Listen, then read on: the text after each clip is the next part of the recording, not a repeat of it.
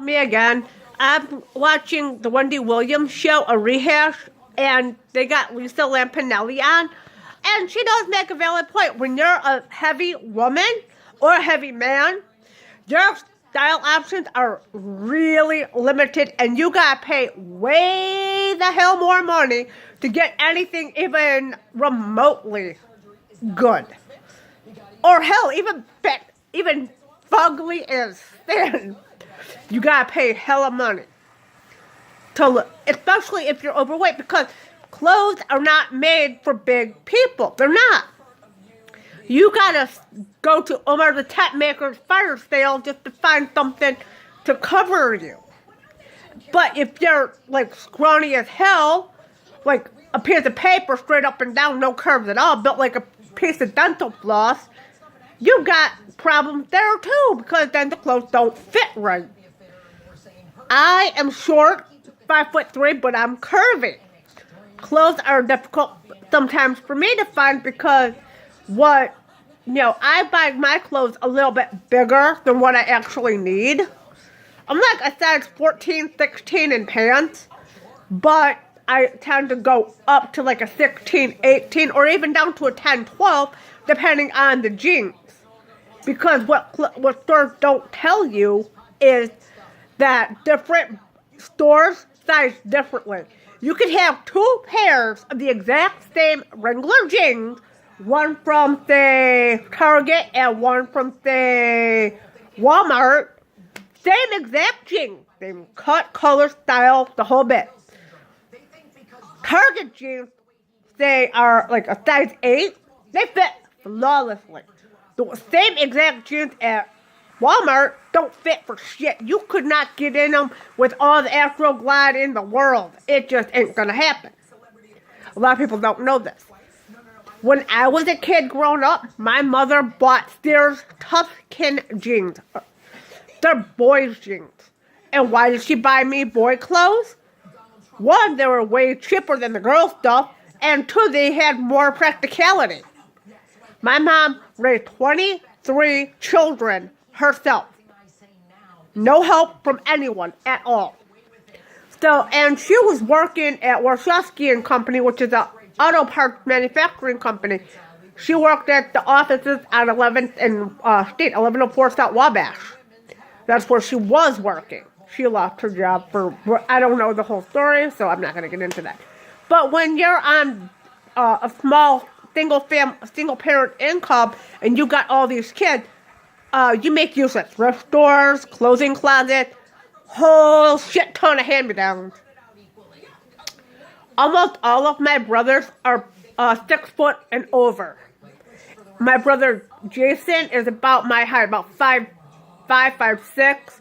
My brother Terry is around 5'7". My brother Paul is about 5'10", and I'm 5'3". We're the midgets in the family. My sisters my sister Tuesday, who's my twin, is 6'10", barefoot, and she wears 7-inch heels at all times.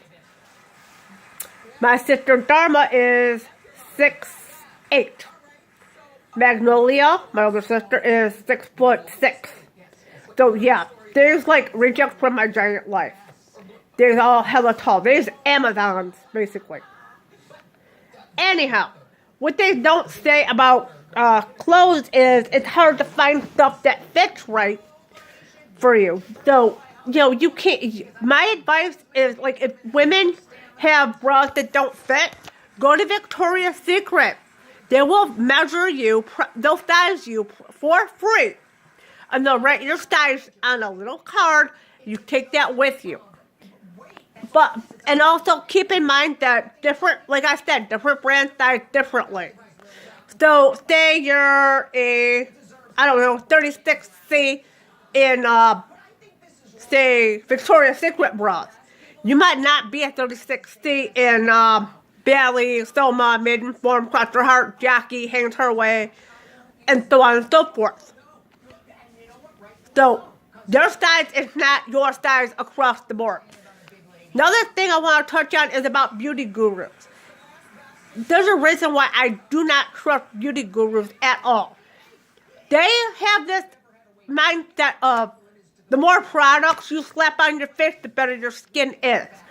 No, it isn't. Because if you don't let your skin breathe, and you don't thoroughly wash your face and exfoliate all the dead gunk out of your face and get all the shit, the gunk out of your pores, you're gonna be crater-faced.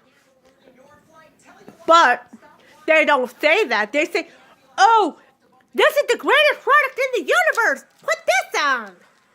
And you go out, you spend the money, you slap it on your face, and it looks horrible. One thing I have learned, and I am by no means a beauty expert or a fashion expert, is you have to find what works best for you. Not every makeup product, makeup brand, makeup color is flattering for every skin tone. Kim Kardashian West contour kit will not work for people that are chalk white, really pale people. It just is not going to work.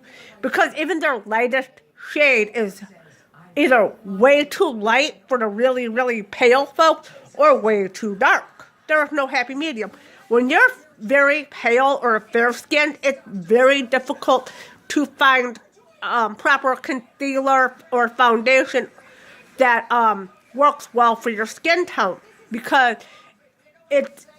you gotta look at the undertone, because I'm more of a pinkish undertone to my skin, so I have to be careful what products I use.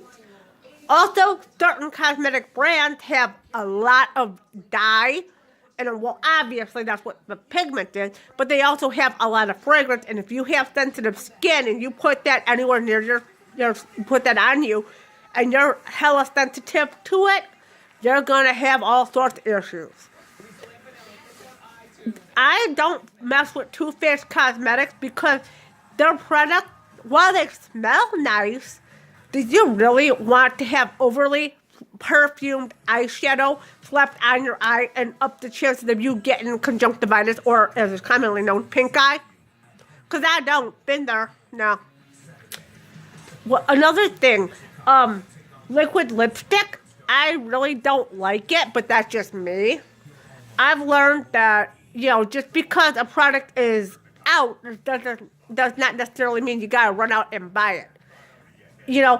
Like I said before, a lot of beauty gurus cannot be trusted because they're saying that this product, that product, some other product, it's the latest and greatest, this, that, and the third, and you go out and you spend hella money that you really shouldn't be spending on this, and it's absolute crap. And there are people that swear dollar store products are awful. That is not always the case. But I understand how some people would think that. There are some people that have the mindset, well, if you buy cheap, you get cheap. Well, not in every situation. I would rather pay $6 for a pair of decent headphones at Marshall that work and are practical and sound good than pay $700-800 for a crappy as hell Beats by Dre headphones that sound like you got a can tied to a string held up against your ear.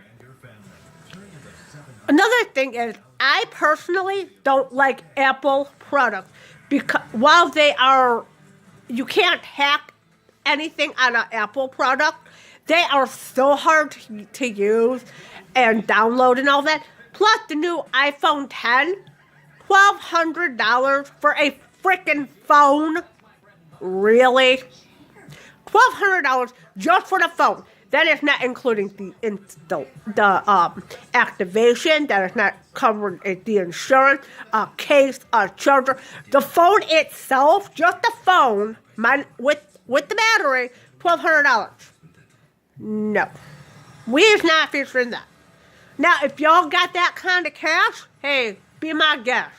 I ain't got that kind of cash, and even if I did have that kind of cash, I am not paying $1,200 for no damn cell phone. I am so sorry about it. I'm not doing it.